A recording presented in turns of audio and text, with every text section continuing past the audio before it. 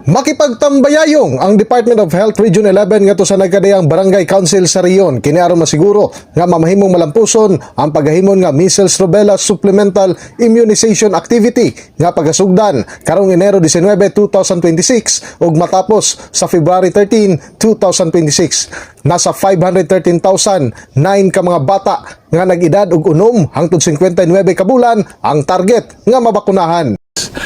Nga ato masiguro nga walay bata nga mabiyaan sa pagbakuna ug masabtan sa matag panimalay ang kahinungdanon sa pagpabakuna.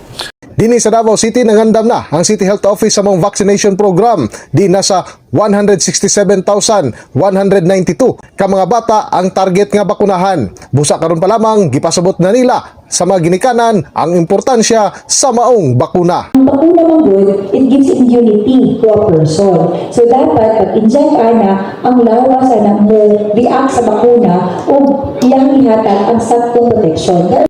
Nasayran nga sa Davao City walay natala nga kaso sa measles sa tuig 2025. Apan sa Davao Region adunay 21 ang natala nga kaso sa measles ug 7 sa rubella.